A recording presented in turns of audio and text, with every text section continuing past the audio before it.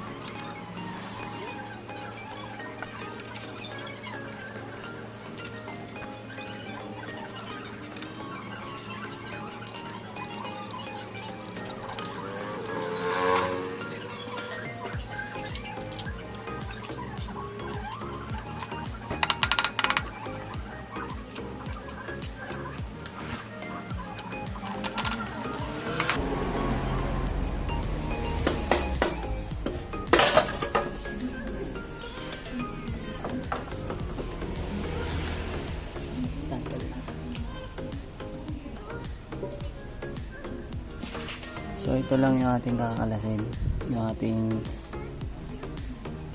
clutch belt. Itong party lang, rear ano ang tawag dito, rear CVT yata ang tawag nila dito. Hindi ko lang sigurado kung yun nga ba yung English nya, pero ang tawag dito belt, torque drive, tsaka clutch housing. So hanggang gagamitin natin na ito, letter Y bilang pamigil, and then 24 socket para dito.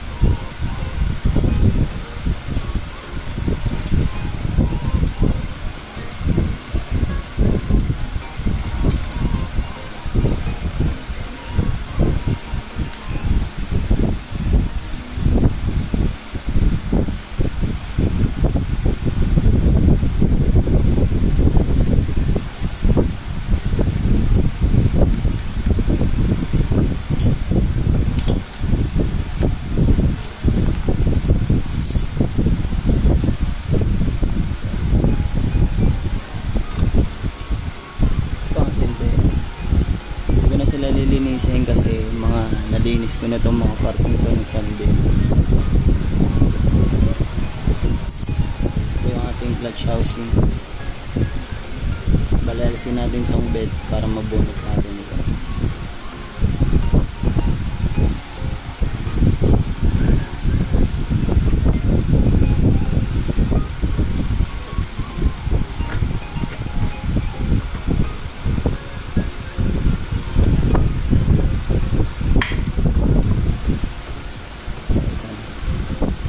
Bali dito, ang gagamitin naman natin dito ay tinan nyo ito, may mga pokpok dati nung wala pa akong tools na pangkalas nito, pero ngayon bumili na ako ng tools ng pangkalas nito.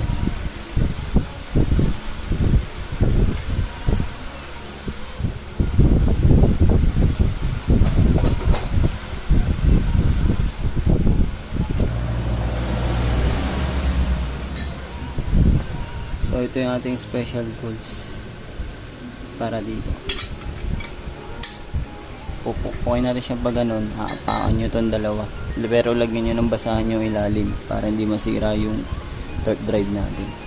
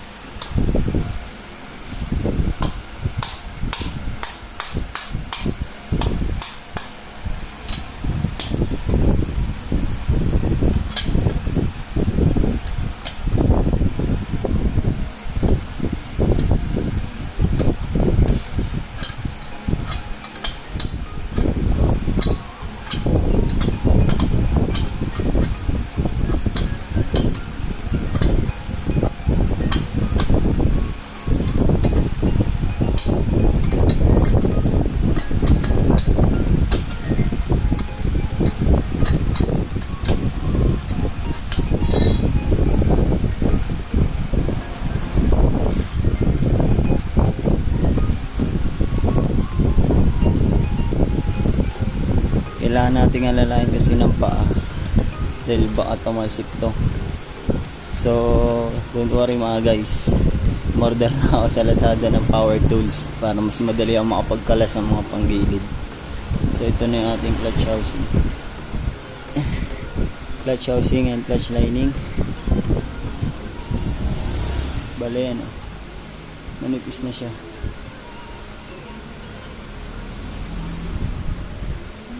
3 years use. Siguro ang original mga ganito kataas, ganyan kataas, ganyan ang alaki ang gap. So papalitin na naman siya. Dilinis ko lang din to, so far so good. Tama naman yung kain, walang manipis, walang makapal. Big sabihin ayos din yung ating belo torque drive. Minsan kasi kapag pangit ang kain ng clutch shoe, either bengkong ang belo, may tama sa torque drive. So ito yung ating padadala sa brake banding. So balikan ko kayo ha. One eternity later. So yun na mga paps and moms, nakapagpa-banding na tayo, reband tuloy. Yan, makapal na siya kumpara doon sa dati. So nagastos ko lang dito ay 250 pesos. Malaki na ang pinagkaiba niya isang kanina. So ikakabit na natin siya, ibabalik na natin ano.